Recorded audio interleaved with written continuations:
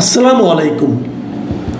প্রিয় দর্শক, গতকাল পর্যন্ত বলেছিলাম যে 2-3 দিনের মধ্যে রাষ্ট্রপতি মোহাম্মদ শাহাবুদ্দিন আহমেদ উনি পদত্যাগ করতে পারেন, কিন্তু দেখা গেল ঠিক একদিনের মধ্যে উনি পদত্যাগ করলেন। আজকে শুক্রবার 24শে জুলাই উনি পদত্যাগ করেছেন। উনি 2023-এর 24শে এপ্রিল দায়িত্ব নিয়েছিলেন, আর 2026-এর 24শে জুলাই পদত্যাগ করলেন। ওনার মেয়াদ কিন্তু ছিল 2028-এর এপ্রিল পর্যন্ত। তো উনি প্রায় 2 বছর আগেই, 2 বছর একটু কম হবে, 2 বছরের আগেই উনি পদত্যাগ করলেন। এবং কালকে আমরা যা ভেবেছিলাম যে উনি স্বাস্থ্যগত কারণ দেখিয়ে পদত্যাগ করবেন, কারণ রাষ্ট্রপতির পদ থেকে পদত্যাগ করার যে পদ্ধতিগুলি আছে তার মধ্যে যদি দ্রুত পদত্যাগ করতে হয় তাহলে এই যে নিজে থেকে পদত্যাগ করা স্বাস্থ্যগত কারণ দেখিয়ে অথবা অন্য কোনো কারণ দেখিয়ে, সেটাই হলো সবচেয়ে সহজ এবং দ্রুত গতিতে হয়ে থাকে। এর মানে হচ্ছে ওনাকে বেশ দ্রুত গতিতেই নিজের পদ ছাড়ার ব্যাপারটা কনফার্ম করতে হয়েছে। প্রশ্ন হচ্ছে, কেন এই তাড়াহুড়া? কিছুটা তাড়াহুড়া যে হয়েছে তা আমার কোনো সন্দেহ অন্ততপক্ষে নাই, অনেকেরই নাই। আমি আমার যত কলিগ, যত বন্ধুবান্ধব যারা আছেন বিভিন্ন পত্রপত্রিকার গুরুত্বপূর্ণ পর্যায়ে, তাদের সঙ্গে ব্যক্তিগতভাবে কথা বলেছি। রাষ্ট্রপতির দপ্তরেরও অনেকের সঙ্গে আমার ব্যক্তিগত যোগাযোগ আছে। আমি কালকেও তাদের সঙ্গে যোগাযোগ করেছি, আজকেও করেছি। সব মিলিয়ে যেটা হলো সেটা, রাষ্ট্রপতি পদত্যাগ করেছেন কেবলমাত্র নিজের ইচ্ছায় তা নয়, ওনাকে পদত্যাগ করতে আসলে বলা হয়েছিল। তো কেন ওনাকে বলা হলো? স্বাভাবিক হতেই পারে, কিন্তু সরকারের সঙ্গে রাষ্ট্রপতির দুজন তো দু দলের। আমাদের শাহাবুদ্দিন সাহেব তো কখনোই বিএনপি করেননি, ওনার জীবনে একদিনের জন্য উনি বিএনপি করেননি। উনি সারা জীবন আওয়ামী লীগের লোক ছিলেন। আওয়ামী লীগের লোক হিসেবে সরকারের বিভিন্ন গুরুত্বপূর্ণ জায়গায় বসেছেন, এবং উনি আওয়ামী লীগের যে সরকার প্রধান ছিলেন শেখ হাসিনা, তার কাছে এতটাই গ্রহণযোগ্য ব্যক্তি ছিলেন যে তার দলের অনেক সিনিয়র লিডারকে বাদ দিয়ে ওনাকে এনে রাষ্ট্রপতি বানানো হয়েছিল।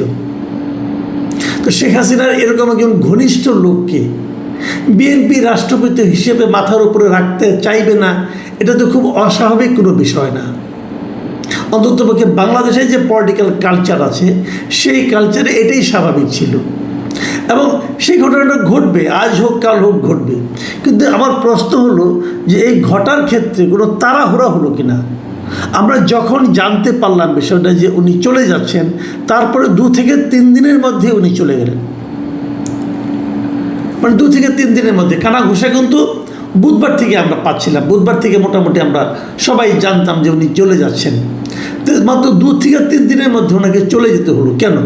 দেখেন, তাড়াহুড়ার বিষয়টা আরও বলি। উনি আজকে স্পিকারের কাছে ওনার পদত্যাগপত্র জমা দিয়েছেন। জমা দেওয়ার পর স্পিকার একটা প্রেস কনফারেন্স করেছেন। স্পিকার খুবই ভদ্র ভাষায় ওনার কথা বলেছেন যে ওনাকে উনি স্বাস্থ্যগত কারণ দেখে উনি চলে যাচ্ছেন, এবং সাংবিধানিক নিয়ম অনুযায়ী স্পিকার এখন ভারপ্রাপ্ত রাষ্ট্রপতি দায়িত্ব নিয়েছেন, এবং এই জন্য ওনাকে আলাদা করে কোনো শপথ নিতে হয় না। কারণ উনি যখন স্পিকারের দায়িত্বটা নেন, সবসময় এটা নিয়ম, যখন কেউ স্পিকারের দায়িত্ব নেয় তখন স্পিকার যে যে পদগুলোর জন্য ভারপ্রাপ্ত দায়িত্ব নিতে পারে সেগুলোর শপথ একসঙ্গে হয়ে যায়। কাজেই উনি তড়িঘড়ি করে ভারপ্রাপ্ত হিসেবে, রাষ্ট্রপতি হিসেবে দায়িত্বটা নিয়েছেন অলরেডি। প্রশ্ন হলো, স্পিকার কিন্তু কালকে পর্যন্ত দেশে ছিলেন না।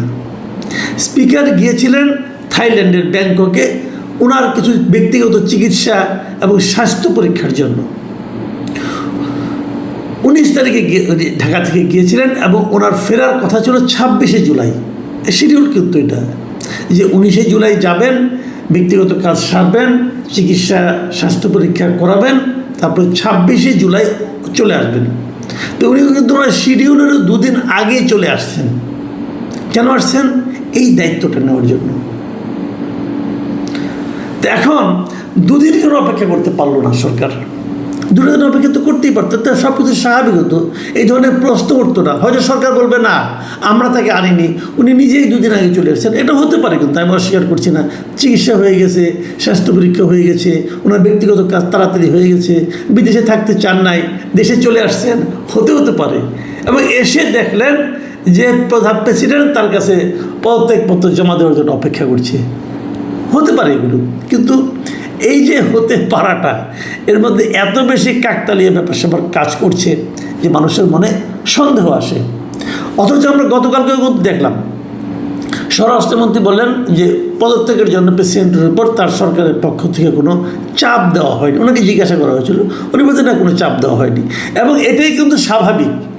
এই সরকারের সঙ্গে আমাদের শাহাবুদ্দিন সাহেবের যে সম্পর্ক আমরা দেখেছি গত 5 মাসে, এখানে চাপাচাপির কোনো আসলে বাস্তবতাই নাই।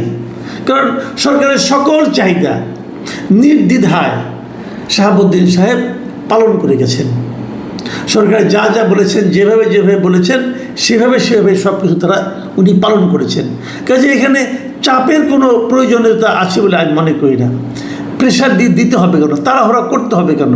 কিন্তু বাস্তবে তো তাড়াহুড়া হলো তো। কারণ স্পিকারকে 2 দিন আগে নিয়ে আসা, এর মধ্যে ওনাকে ওটা জমা দেওয়া, এটা তো হলো। আচ্ছা, আমরা বরং একটা কাজ করি, আমরা বরং একটু দেখি যে পদত্যাগপত্রটি কী লিখেছেন। সেটা নিয়েও কিন্তু নানা ধরনের বিতর্ক এরই মধ্যে হচ্ছে। শাহাবুদ্দিন সাহেব পদত্যাগপত্র যেটা দিয়েছেন, উনি কারণ হিসেবে উল্লেখ করেছেন যে উনি কী বলেছেন সেটা আমি আপনাদের একটু পড়ে শোনাই হুবহু। কালকেও আমি বলেছিলাম এটাই বলবেন, উনি ওটাই বলেছেন যে আমি গুরুতর অসুস্থ, হৃদরোগ, উচ্চ রক্তচাপ, ডায়াবেটিস ও কিডনি জটিলতায় ভুগছি। খুব সবগুলি রোগী জটিল। আমার বাইপাস সার্জারি হয়েছে হৃদযন্ত্রে। ইদানিং স্বাস্থ্য পরীক্ষায় অটোনমিক নিউরোপ্যাথি নামক রোগ শনাক্ত হয়েছে। এই রোগের কারণে আমি মাঝে মাঝে ক্ষণিক অচেতন হয়ে যাই। রোগসমূহের প্রাদুর্ভাবে শারীরিক ও মানসিক অসামর্থ্যতার কারণে রাষ্ট্রপতির মতো গুরুত্বপূর্ণ সাংবিধানিক পদের দায়িত্ব পালন করা আমার পক্ষে সম্ভব হচ্ছে না। আমার দীর্ঘমেয়াদী চিকিৎসার প্রয়োজন। দেখুন, রাষ্ট্রপতির কাজ কি বাংলাদেশে? রাষ্ট্রপতির আসলে বাংলাদেশে একবার আমাদের একজন সাবেক রাষ্ট্রপতি বলেছিল যে কবর জিয়ারত করা ছাড়া, কবর জিয়ারত এবং বিভিন্ন প্রতিষ্ঠানের অনুষ্ঠানের ফিতা কাটা ছাড়া আসলে রাষ্ট্রপতির তেমন কোনো কাজ নেই। আমাদের সংবিধানই রাষ্ট্রপতিকে এত গুরুত্বহীন করে রেখেছে। রাষ্ট্রপতি যা কিছু করবেন সব কিছু প্রধানমন্ত্রীর পরামর্শক্রমে করবেন। ওনাকে পরামর্শের বাইরে কিছু করতে পারবেন না। উনি নিজ দায়িত্বে মাত্র 2টো কাজ করতে পারেন। একটা হলো প্রধান বিচারপতি এবং প্রধানমন্ত্রীকে নিয়োগ দিতে পারেন। এই কাজটা, এই 2টা কাজ উনি করতে পারেন। এটার মধ্যে ওনার জন্য কারো প্রধানমন্ত্রীর পরামর্শ লাগে না। উনি নিজ দায়িত্বে এই 2টা কাজ করতে পারেন। এছাড়া আর কোনো কাজ, যত কাজ উনি করবেন সব কিছু প্রধানমন্ত্রীর পরামর্শে উনি করবেন। কাজে ওনার যে খুব বিশাল কোনো দায়িত্বপূর্ণ কাজ করতে হয়, যে অসুস্থ হলে করতে পারবেন না, আমার কাছে তা মনে হয় না। বরঞ্চ ওনার দীর্ঘমেয়াদী চিকিৎসার প্রয়োজন এবং রোগগুলো যদি জটিল হয়, উনি যদি রাষ্ট্রপতি থাকেন তাহলেই বরং ওনার চিকিৎসাটা খুব ভালো হবে। কারণ এখন তো ওনাকে চিকিৎসা করতে হবে নিজ দায়িত্বে। আর রাষ্ট্রপতি হলে তো সরকারি খরচে চিকিৎসাটা করতে পারতেন এবং সেটা সর্বোচ্চ চিকিৎসা উনি করতে পারতেন। কাজে উনি তো বলতে পারতেন আমার এই রোগগুলো আছে, আমি চিকিৎসাগুলো শেষ করে নেই, তারপরে পদত্যাগ করবো। তা তো বলেন নাই। উনি বলেছেন যে এই রোগের কারণে আমি চলে যাচ্ছি। ঠিক আছে, আমি এটাকে আমি অবশ্যই খুবই সৌজন্যতাপূর্ণ কাজ বলে মনে করি। উনি নিজে মনে করছেন যে আমি রাষ্ট্রের অর্থের অপচয় করতে চাই না, আমার চিকিৎসা আমিই করব, আমি এই দায়িত্ব পালন করব না। কিন্তু একটা প্রশ্ন আমি এখানে একটু করতে চাই, সেটা হলো উনি এর আগে আরও 2টো প্যারা লিখেছেন। সেই প্যারাগুলিতে উনি কী বলেছেন? উনি 5ই আগস্ট থেকে উনি কী করেছেন তার একটা সবিস্তার বর্ণনা উনি দিয়েছেন। উনি বলেছেন যে 5 আগস্ট 2024 ছাত্র জনগণ অভ্যুত্থানের মুখে তৎকালীন সরকারের পতনের পর দেশে শাসনতান্ত্রিক ও সাংবিধানিক সংকটের সৃষ্টি হয়। সাংবিধানিক সংকট থেকে উত্তরণের অভিপ্রায়ে সংবিধানের 106 অনুচ্ছেদের ক্ষমতা বলে আমি রাষ্ট্রপতি হিসেবে বাংলাদেশ সুপ্রিম কোর্টের আপিল বিভাগের মতামত কামনা করি। অতঃপর বাংলাদেশ সুপ্রিম কোর্টের আপিল বিভাগের পরামর্শক্রমে অন্তর্বর্তীকালীন সরকার গঠন করি। অন্তর্বর্তীকালীন সরকার রাজনৈতিক দলসমূহের পরামর্শক্রমে জাতীয় সংসদে সাধারণ নির্বাচন আয়োজন করে। এই কথাটা তার পদত্যাগপত্রে লেখার দরকারটা কি? এর সঙ্গে পদত্যাগের কী সম্পর্ক আছে? দেখুন, জামাতে ইসলামের একজন গুরুত্বপূর্ণ নেতা এবং খুব বাংলাদেশের স্বনামধন্য একজন আইনজীবী মিস্টার শিশির মনির, তিনিও কিন্তু এই প্রশ্নটাই করেছেন যে এই কথাটা এখানে অপ্রাসঙ্গিক কিনা। আবার উনি আরেকটা কথা লিখেছেন, এরপরে যে প্যাটার্ন লিখেছেন সেটা হলো নির্বাচনের ফলাফলের ভিত্তিতে বর্তমান সরকার গঠিত হয়ে সরকার পরিচালনা করছে। বর্তমানে সরকারি দল ও বিরোধী দল গণতান্ত্রিক চর্চার মধ্য দিয়ে জাতীয় সংসদে নিজ নিজ দায়িত্ব পালন করছে।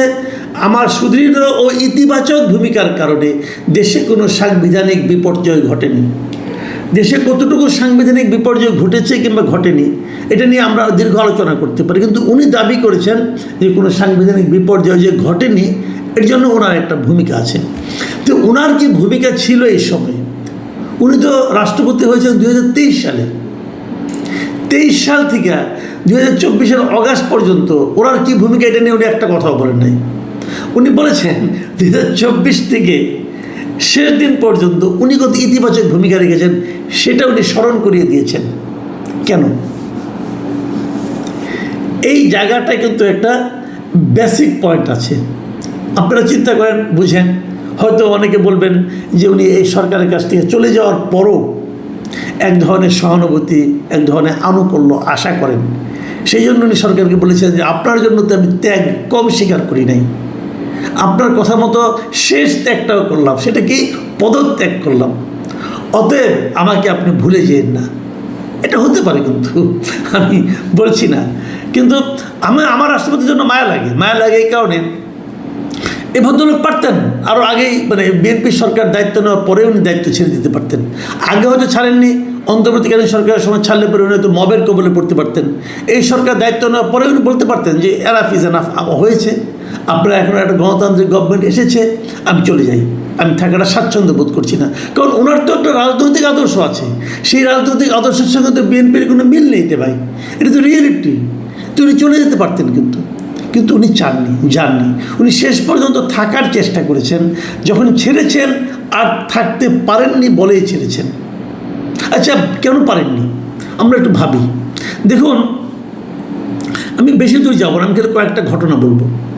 আপনারা জানেন বাংলাদেশে যুক্তরাষ্ট্রের বিশেষ দূত সার্জিও গোর আসতেছেন এই মাসে, আর 3-4 দিন পরেই, 28 তারিখে ওনার আসার কথা। এই লোকের কাজটা কি আসলে? এই যে ডোনাল্ড লু ছিলেন একজন, আমরা শুনেছিলাম হাসিনার আমলে আসতেন মাঝে মাঝে, অনেক কিছু তছনছ করে দিয়ে গেছেন। এই ডোনাল্ড লু যে কাজটা করতেন ঠিক সেই কাজটাই কিন্তু এই সার্জিও গোর করেন। সার্জিও গোর কিন্তু আসলে যুক্তরাষ্ট্রের ভারতে নিযুক্ত রাষ্ট্রদূত, কিন্তু একই সঙ্গে তিনি দক্ষিণ ও মধ্য এশিয়া বিষয়ক উনি যুক্তরাষ্ট্রের বিশেষ দূত, যে কাজটা ডোনাল্ড লু করতেন উনি একই সঙ্গে দুটো পোস্ট হোল্ড করেন। যুক্তরাষ্ট্রের দক্ষিণ ও মধ্য এশিয়া বিষয়ক বিশেষ দূত। তার এই রিজিয়নে উনি যুক্তরাষ্ট্রের স্বার্থটাকে সমুন্নত রাখার চেষ্টা করেন, বার্গেইন করেন। উনি কিন্তু গত কয়েকদিন আগে উনি ফিলিপিন্সে গিয়েছিলেন, ওখানে যে উনি ওই বিভিন্ন রকম কাজকর্ম করেছেন। তো উনি আসছেন, তো ওনার আসার সঙ্গে কি শাহাবুদ্দিন সাহেবের দ্রুত চলে যাওয়ার কোনো সম্পর্ক আছে? থাকতে পারে।